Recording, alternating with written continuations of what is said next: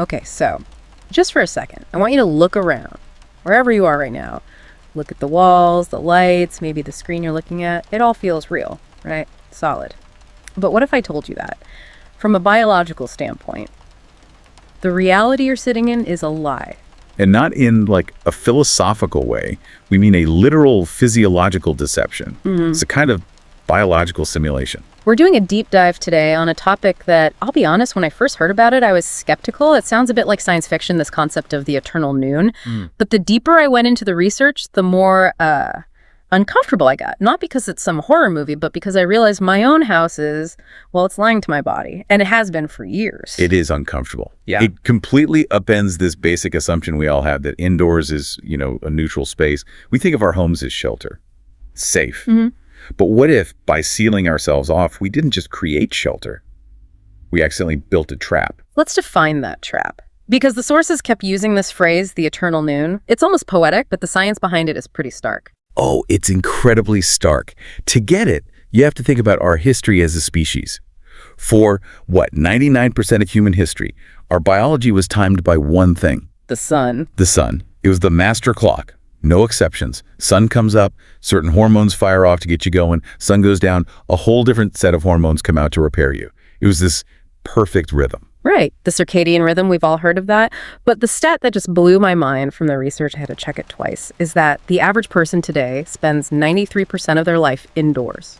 93%. Just think about what a massive shift that is. We've basically unplugged ourselves from the one environment that designed our entire biology. But here's the glitch. The real problem. The lights we live under now. The LEDs, the fluorescence, the screen in your hand. They're not just light. To me, they just help me see. To your eyes, sure. But to your body, light is information. Right. And that specific high-energy blue light that all our modern tech pumps out, it almost perfectly mimics the sun's light spectrum at one specific time of day. Let me guess. Noon. Exactly. High noon. So even if it's 10 o'clock at night and you're winding down, your body is being fed the data that it is the middle of the day. For us, the sun literally never sets. We're in a state of constant, low-grade, biological jet lag. But with jet lag, at least you went somewhere. This is jet lag from staying perfectly still. Precisely. It's a fundamental mismatch. You're telling your body to sleep while screaming at it that it's time to be awake and alert. It's like flooring the accelerator while slamming on the brakes. Okay. I want to push on this a bit, because we know blue light is bad for sleep, right? That's not new. Everyone says put your phone away before bed. But the research we're looking at today goes so far beyond just our eyes. It gets into this concept I found actually kind of disturbing, the idea of skin eyes. This is the real red pill moment for most people. Yeah, so explain this, because my thinking is, look, if I wear a sleep mask, my eyes are in total darkness. Problem solved. Right. That's what we all thought. We think of our eyes as the only data port for light. But it turns out that's just not true. Human skin cells. They contain these photoreceptors called opsin receptors. And they are basically identical to the ones in your retina. Wait, hold on.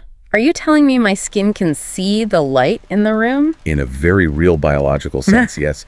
It's sensing the light completely independently from your eyes. Let's walk through that. I'm in bed, I've got my sleep mask on, it's pitch black for my eyes, but maybe the TV is on across the room, flickering on my arm. Then your arm is sending a direct signal to your brain that it is daytime. That is wild. It's your largest organ. Think of the surface area. If that organ is getting bathed in blue light at 10 p.m., it doesn't matter what your eyes see. It's screaming to your brain that it is midday. It overrides everything. No matter how tired you feel, your biology is getting a wake up now command. So this isn't just a matter of, oh, I'm having trouble falling asleep. This is a chemical cascade.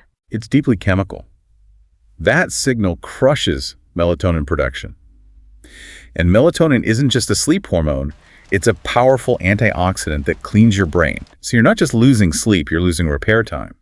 At the same time, your body, thinking it's noon, keeps cortisol, the stress hormone, cranked way up. Which is that tired but wired feeling. That's exactly it. You're exhausted, but you're swimming in stress hormones because your skin thinks a predator might be around the corner. Wow. We're literally gaslighting our own bodies every single night. But it's not just the blue light that's the problem. The research brought up this other term from a researcher named Dr. John Ott, malillumination. Dr. Ott was way ahead of his time. He was one of the first to stop thinking of light as just illumination and start seeing it as nutrition. The analogy they used was that modern light is basically a diet of junk food. And it's a perfect analogy. Ott argued we're all suffering from malillumination because we're consuming junk light. A full solar spectrum is like a balanced meal. You get blues, greens, sure, but you also get a ton of red and near-infrared light, especially at sunrise and sunset. Think about firelight, what our ancestors sat around every single night. It's almost pure red and infrared. And our LEDs and screens. They're the empty calories, all the stimulating blue with almost none of the restorative red and infrared. So we're overfed on blue light and literally starving for red. Exactly. We are light malnourished. And that starvation has a direct impact right down into the engine room of your cells. This is what I really wanted to get into, because it sounds a bit vague until you get to the mechanism. The source material names this one specific enzyme, Cytochrome C oxidase. Cytochrome C oxidase, yeah, it's a mouthful. It's basically the final critical step in the energy production line inside your mitochondria. Okay, break that down. Most of us remember from high school that mitochondria are the powerhouses of the cell, but that's about it. Just think of it like an engine or a bucket brigade. To make energy ATP, your cells pass electrons down a chain from step 1 to 2 to 3. Step 4 is cytochrome C oxidase. Its job is to hand that final electron off to oxygen, which creates water and releases a burst of energy. That flow is what powers you. So it's the gatekeeper, the final handoff. It is. But here's the problem. In our modern world, we're stressed, we're inflamed, and our bodies produce a molecule called nitric oxide. Nitric oxide, isn't that in like pre-workout drinks? Sometimes, yeah. In the right place, it's great. But inside the mitochondria, it's a disaster. It gets in there and it literally shoves oxygen out of the way and sticks to cytochrome C oxidase. It clogs the machine. It gums up the entire works. The bucket brigade grinds to a halt. Electrons get back up. You can't make ATP. Your cellular engine just sputters and stalls. And this is where the red light comes in. This is the magic key. It turns out cytochrome C oxidase is a photoreceptor. It's designed specifically to absorb red and near-infrared light. And when those specific wavelengths of light hit that enzyme, it causes the nitric oxide to break its bond and get kicked off. So the light physically knocks the clog loose. It blasts it off, it clears the pathway, oxygen can jump back in, and boom, the whole energy production line fires back up. ATP production soars. The cell goes from being stuck in low-power emergency mode to full-throttle thrive mode.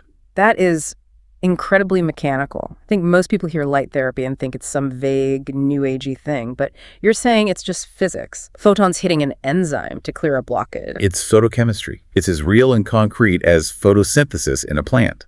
Without that red light, the enzyme stays clogged and you stay tired. It's like trying to drive a Ferrari with a potato stuck in the exhaust pipe. So if being indoors is the simulation and the trap is the lack of red light, we need an escape pod. The research calls it the vampire protocol, which I thought was great. Right. If you can't live outside all day, you have to find a way to bring the right parts of the sun back inside. And that means a red light therapy panel. Okay, we have to be super clear here, because I almost made this mistake. We are not talking about a $5 red light bulb from the hardware store. No. Please, nobody do that. That's just a regular light bulb with red paint on it. It does nothing. We're talking about medical-grade devices. The sources mention brands like Huga or Best Cool as examples, because they deliver two critical things: very specific wavelengths and high power, or irradiance. Irradiance is just the dose, right? The intensity. Exactly. You need enough power for the photons to actually penetrate your skin and reach the mitochondria. Too weak, and it just bounces off. And you need those two specific wavelengths: 660 nanometers, which is visible red, and 850 nanometers, which is near infrared. And what's the difference between those two? 660. The red light is amazing for your skin. It hits the surface layers, boosts collagen, helps with healing. 850, the near infrared, you can't even see it, but it goes much deeper into muscle, into joints, even organs. That's the one that really gets into those deep cellular engines. And a good panel will have both. A good panel does both at the same time, yeah. So I get one of these panels. How do I use it? What's the protocol for this escape pod? It's actually really simple. The key is you want to be close, about 6 to 12 inches away. Don't stare right at it, of course. The LEDs are incredibly bright. That's way closer than I would have thought. Yeah, the power drops off fast with distance. To really get that photochemical effect, you need to be right there.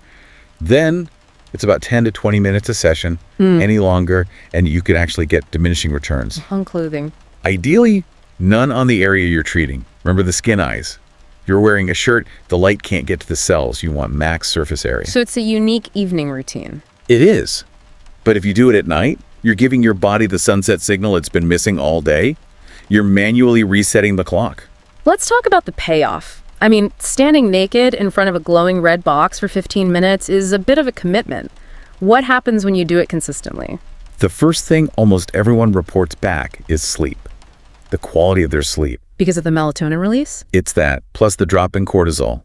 You're finally getting the it's night signal while also turning down the we're in danger signal. It opens the door to deep restorative sleep. And hormones. The research got specific about testosterone. It did, and there's good data on this. Red light exposure, especially on the torso, has been shown to help boost testosterone production. Is that a direct stimulation or a side effect of just being healthier? It's probably both. But a huge part of it is lowering cortisol. Cortisol and testosterone are made for the same building blocks. It's a zero-sum game. If your body is pumping out stress hormones all day because of the eternal noon, it has no resources left to make building hormones like testosterone. So you're shifting your body from a breakdown state to a build-up state. That's the perfect way to put it, from catabolic to anabolic. Yeah. And you see it on the outside too, with skin health. That's the most obvious one. The vanity metric. Sure, but it's proof that it's working. It boosts collagen. It can even help reverse UV damage. It's ironic, the blue and UV light from the sun causes damage, but the red and infrared light from the sun is what repairs it. We just stripped out the repair signal and kept the damage signal. Man, I just can't get that image out of my head, that little enzyme just sitting there clogged up, waiting for a signal that never arrives in our modern world. I know. The research used one metaphor that I think it's the single best description of modern life I've ever heard. It said, "You are a houseplant that is wilting in the dark." And when a plant is wilting, what do? We try to fix it with more coffee, more stimulants. Exactly. We treat ourselves like we're just machines that need more fuel. But we're not. We're biological. We need light nutrition. You don't yell at a wilting plant to try harder. You give it sun. It really changes the whole conversation. It's not about adding another hack. It's about removing the thing that's interfering with your natural state. It's about fixing your environment. Using a red light panel isn't some crazy biohack to cheat the system. It's a substitute for the sunset we've engineered out of our lives. It's not an upgrade. It's a return to baseline. It's the escape pod. For 20 minutes a day, yeah.